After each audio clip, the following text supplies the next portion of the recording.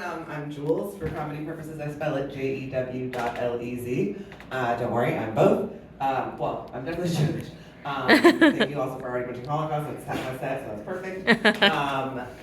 The less part, I'm actually pansexual, but I do get into lesbian relationships even with like cishet men. I guess I'm gonna do a breakfast burrito. Who knows? I'm gonna focus more on the Jew part today.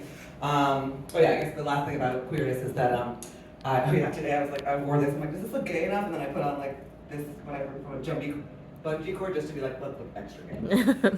I don't like astrology, but I have to be well versed in it because that's a big thing in the queer community. It's so fucking hot out. I'm like constantly sweating, but I'm not a fire sign. That will be on the quiz later. By that I mean I'm going to talk about my signs later. Yes, I am Jewish. I don't know, the nose, the hair, the hairiness. Anytime I meet someone who's never met another Jewish person, they're like, he looks just like Blossom. And I'm like, I don't think so, but I get it. Like, okay, well, Jewish. I'm hoping for Ilana Glazer, but I know we're not there yet. I just don't want to be called like Seinfeld or whatever. I'll even take David Schwimmer. Unlike some Jewish people in my family, I had to pay for most of my tattoos. That's the Holocaust joke. Some of my family got, non-consensual free tattoos. Some of my family got non-consensual free cremation. We love free things. Content warning, I'm talking about Holocaust. And I'm going to be pro-Palestine and anti-cops, so those are the content warnings you need to know. Woo! So, I was going to give you a double content warning to be like, no, don't worry. That's not, I'm not a bet. Actually, on the day of Holocaust Remembrance, I went to a protest at Hunter and then went up to the Met Gala, and I got fucking arrested, which I was this white woman, so I was like, this is possible? And I've done things like Dyke March and like Queer Liberation March, where I'm part of the de-escalation team and all that. But this time I was like not breaking a rule. I was crossing like at a crosswalk, at a green light, watching the white man, like, this white man guy.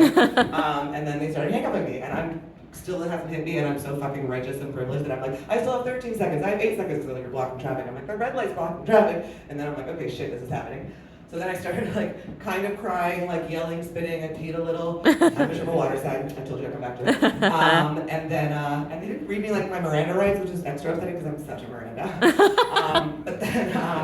And I got booked and busy. I had 3 cellmates, and I know it sounds ridiculous because of the bodies coming out of.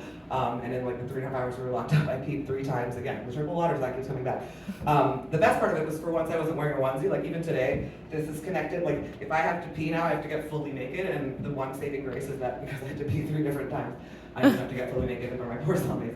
They were just like in their younger 20s. They were like, "Can we guess how old you are?" And I was like, "Yeah, is it 26?" I'm like, "I'm 39. I can beat all of your mothers." It's not a good role model, bad role model. Who can say?